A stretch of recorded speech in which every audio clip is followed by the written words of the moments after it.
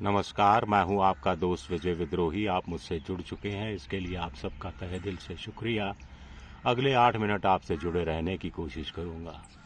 तो मैं इस समय श्रीनगर से 60 किलोमीटर 50 किलोमीटर दूर हूं। बडगाम ज़िले में एक गांव में हूं और पिछले 2-2.5 दिनों से श्रीनगर से लेकर बडगाम, चिरारे शरीफ से लेकर यसू मर्ग, एक बड़ी नई टूरिस्ट प्लेस है, वहाँ पर घूम के आया हूँ और लगातार लोगों से बात कर रहा हूँ। हमारे मित्र हैं अशरफ वाणी, जिनके 2 बेटों की शादी है एक साथ। उस सिलसिले में आया हुआ हूँ।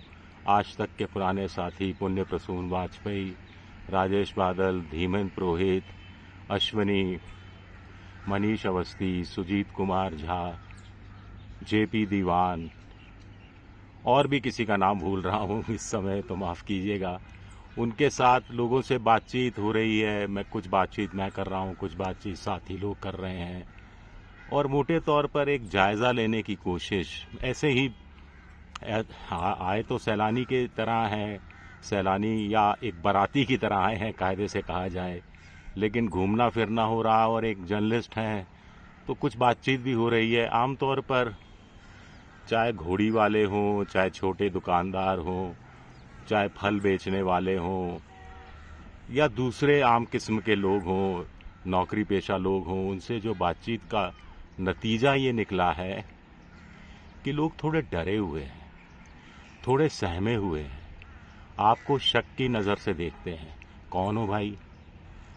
घूमने आए हो तो सिर्फ घूमो, कुदरत के इन हसीन नज़ारों का मज़ा लो। हमारे ज़ख्म क्यों कुरेदते हो? हमसे आखिर क्या जानना चाहते हो? कहीं सैलानियों के वेश में इंटेलिजेंस विभाग के लोग तो नहीं हो?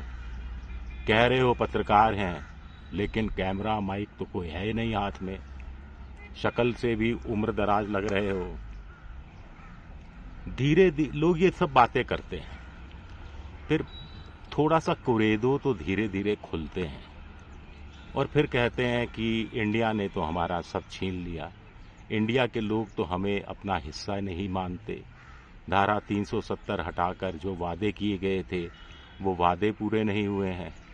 कुछ लोग कह रहे हैं कुछ साल पहले जो भयंकर बाढ़ आई थी और 82 करोड़ रुपए से ज़्यादा की एक आपात योजना मंजूर की गई थी, उसके तहत वो कहते हैं आप खुद घूम फिर के देख लो, ये सब कितना हसीन है। देखिए बादल हैं, कुछ सफ़ेद बादल हैं, कुछ काले बादल हैं, हरियाली है, पहाड़ है।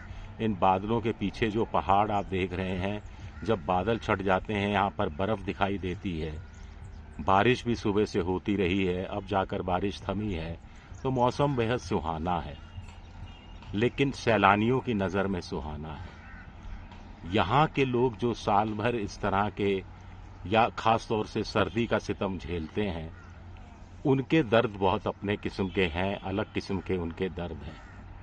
चिरारे शरीफ जाना हुआ 14वीं सदी के सूफ़ी संत नूरुद्दीन नूर साहब की, शेख नूरुद्दीन नूर, उनकी दरगाह है। 1995 में आग लगा दी गई थी, आतंकवादियों और सुरक्षा बलों के बीच मुठभेड़ हुई थी, तो उसकी सुहा एक सूफ़ी संत की मज़ार चढ़ गई थी। सूफ़ी संत के लिए की दरगाह के प्रति श्रद्धा हिंदुओं की भी उतनी ही रहती है जितनी मुसलमानों की।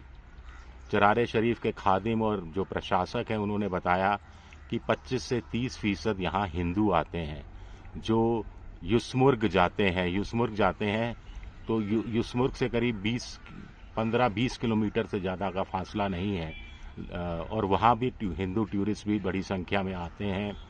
जुमे की नमाज पर 30-40 हज़ार लोग इकट्ठा हो जाते हैं।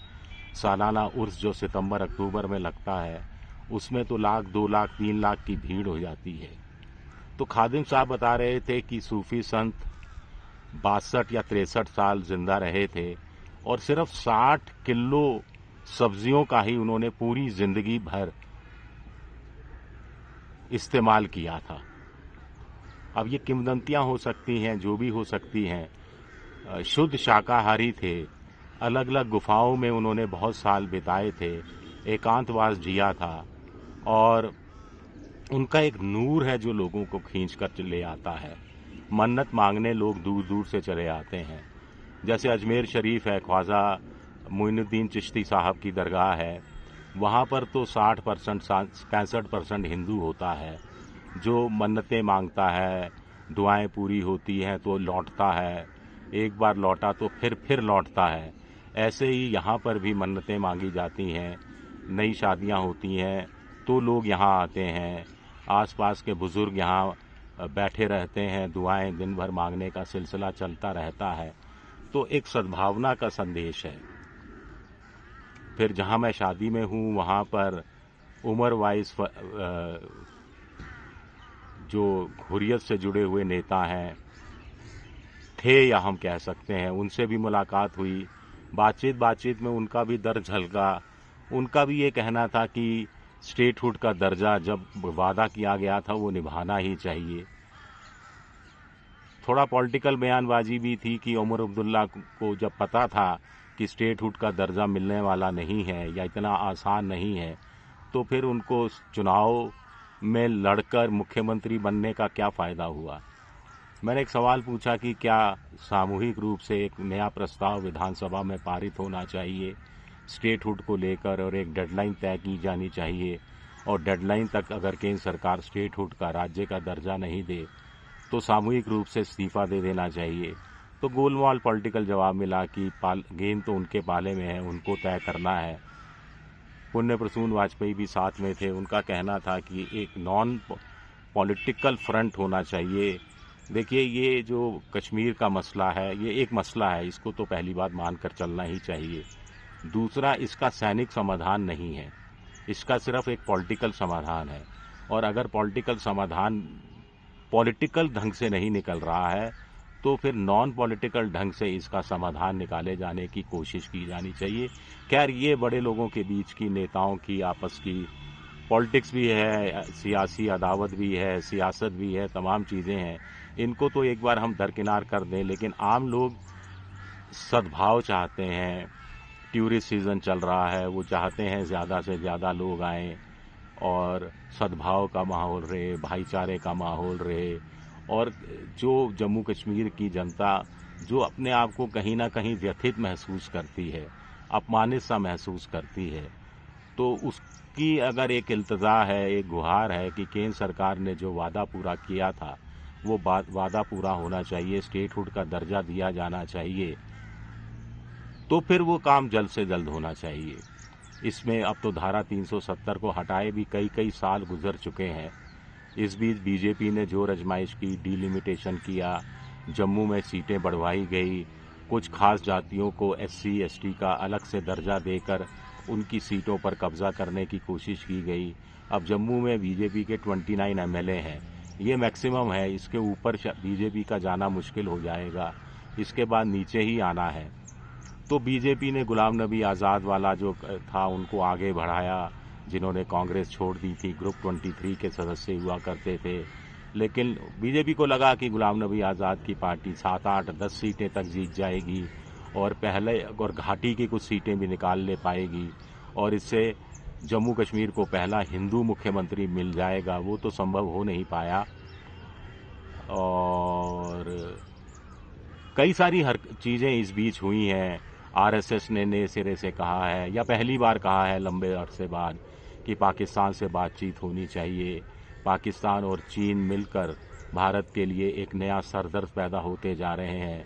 ऐसे में कुछ लोग कहते हैं कि पाकिस्तान से भारत को खुद आगे बढ़कर पहल करके बातचीत करनी चाहिए। पाकिस्तान तो तरस रहा है बातचीत के लिए भारत से, और पीस खरीदनी चाहिए। 5 साल 10 साल की पीस भारत खरीद ले, और इस पीस का फ़ायदा उठाकर भारत खुद को और मजबूत सामरिक दृष्टि से, आर्थिक दृष्टि से और विदेश नीति की दृष्टि से और मजबूत बनाए, ताकि वो ठोस चैलेंज के रूप में सामने आ सके। और ये जो शक्ति हो, ये डेटरेंट का काम करे, परमाणु बम डेटरेंट का काम करे। इससे बेहतर है कि शक्ति हो भारत की, पाकिस्तान को लगे कि अगर भारत से उलझे तो तबाही तय है।